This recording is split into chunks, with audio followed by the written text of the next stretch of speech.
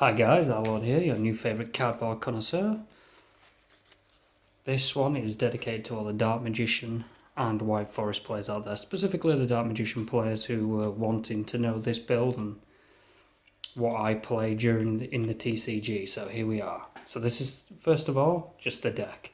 So the Dark Magician cards, one Dark Magician, Timaeus, Mahad, two Illusion of Chaos, one Rod, three Magician Souls, one Soul Servant. Now on to the White Forest cards, a small package. You'll probably find that my builds usually have, when I'm putting engines in or packages, it usually is like a small package, because I like to play a few more Dark Magician cards.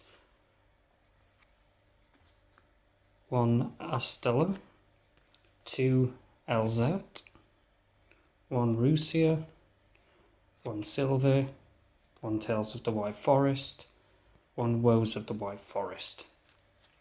I will do another separate video on how the White Forest kind of interacts with the Dark Magician cards and the combos and what you can and can't do, that kind of thing. Well, there isn't much that you can't do because there's literally, in this build, there's no restrictions to Synchro, Fusion, Xyz, Link, whatever. No restrictions at all. Which is more what Dark Magician needs as a deck to actually function properly, in my opinion. Onto the toy box cards. One toy soldier, you can run two if you want. It's probably not a bad idea, but I just prefer one of each kind of thing. So one toy soldier, one toy tank, three toy box. I also have a beastial package in here because that just works so well with Dark Magician, bringing out Dragoon and getting them level 10 synchros out and stuff like that. So, or going into links. So the Beastial Rebellion, Beastial Magma, Druis Worm, and Branded Regains. There are others, but probably better suited if you're going against Xyz summoning or if you're using a branded package, which in this deck I'm not. Now for the other cards. Instant Fusion, I'll get onto my extra deck regarding that. Three Preparation of Rites, one Terraforming, one Secret Village, one Chicken Game, two Nibiru, one Lightning Storm, although it's kind of rarely ever have any use for it. Three Super Poly, because I just swear by this card. Saved my bacon so many times. And one Angel Statue as a rune, because I run Silver Hat Rabbit. Right, now on to the extra deck. Two of the bad boys, glad to see it's completely uncapped in Master Duel now, loving it. One Garura, absolutely fantastic card. Mud Dragon of the Swamp. Millennium Eyes Restricts, that's for the instant fusion, or you could also bring out Mud Dragon as well, as it's a level 5 or lower fusion monster. So that helps you kind of either use this to prevent them using card effects, or Nibiru, that kind of thing. Or you could just bring out Mud Dragon and then go into your link plays. Or change its attribute if you've got like a Beastial, which is a level 6, and then you can use that. And Mud Dragon, and then go straight into Chaos Angel. Like I say, there is literally no restrictions, on this deck to prevent you from going into any other summoning mechanic. And now onto the synchros. Arsila, I'm not sure how you pronounce that. Sinister Soul of the White Forest. One Silvera, Wolf Tamer. Love that card, brilliant. Dear Bell, Queen of the White Forest, again fantastic. Zappa Shrimp, very good card. Muddy Mud Dragon, Chaos Angel, Super Starfon. That isn't here for probably what you think it is, to just kind of like send a card off the field, that kind of thing. Might be good in mirror match plays against Dragoon, but it's actually because in my side deck I run Ultimate Slayer, so this is specifically for the Ryziel cards. Silver Hat Rabbit, Celine, Access Code.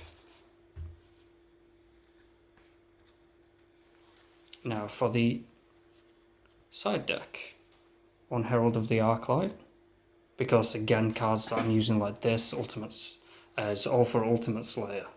2 Crossout Designator, 1 Ash Blossom, 1 Call by the Grave, 3 Artifact Lancier because it's good against Malice, 3 Ultimate Slayer because it's good against Malice, it's good against fusion based decks, it's good against Tenpai if you survive, which I'm not going to lie, I often beat Tenpai. In fact, the only time I've ever lost is when I tried to Super Poly on Master Duel and ended up Super Polying my Dragoon and something else to bring out Muddy Mud Dragon, which was stupid because it was to do with their field spell, making them unaffected. But you know, we all misplay. 2 Forbidden Droplet, because that works well with Toy Box, and then IP and SP for if I just want to go into something different. And now onto the cards that you can add into this deck build. Now you don't have to stick with the ratios. I always say on Facebook and YouTube, this is just based on my ratios, what works best for me. If you've got different ratios, you want to use more beastials, you want to use more white forest, that's completely up to you. You choose what you want to run. Some other cards that you might want to do, like the wanted Diabellstar cards, very good. I use this card along with that because this works with like Dark Magician, Diabellstar, your other spellcasters, your white forest spell, level 6 synchros, that kind of thing. Triple Tactics Thrust. That's probably if you want to run like a ref build or anything like that, or to get you Ultimate Slayer and a few other cards, and to get you evenly matched. Heavy Slump is good against the Charmy cards. Devastation Virus is good against any hand traps. Dimensional Barrier for Tenpai. I never use it for Tenpai because I find that Dragoon just seems to handle them quite easily. Still a Hat Trick if you're running the Azamina package, because, you know, or you're running the Chimera package because of the amount of illusion monsters. Triple Tactics Talent because it's good for stealing cards. Dark Ruler No More is probably going to be better going it is for going second, but it's going to be more prevalent this format. Book of Eclipse, Sylvia does the same job but without giving your opponent cards. Lena the Light Charm is probably better than Dark this format because of the Rizal cards and Fiendsmith. Dark the Dark Charmer for if you want, you know, to add that in against Ubel or something. The Azamina cards are good Super Poly cards because still a Hat Rabbit is an illusion. Diabell of the White Forest is an illusion. Mahad's obviously a light type spellcaster. If you run, is it Cartesia? You run that package, light spellcaster, that kind of thing. Or if you're using the Dogmatica package, again, light spellcasters. And some of these need 1 light fiend and 1 illusion, that kind of thing. So look into that. Mysterio, because that's good against Snake Eyes, Diabellstar. World Chalice, Guard Dragon, Almaduke, which I did have in my side deck for quite a while because it's good against Malice because of Cyburst. Alvain and Theseus are good for the instant fusions to get you into those synchros or just so you can link off. Shadow package is just always good in no matter what you do, but I would advise running the Nadir package at the same time, so you might as well run Ref. Fantastical Dragon Phantasme is also good against Malice. You can run the Gamma and Driver package. Ghost Ogre.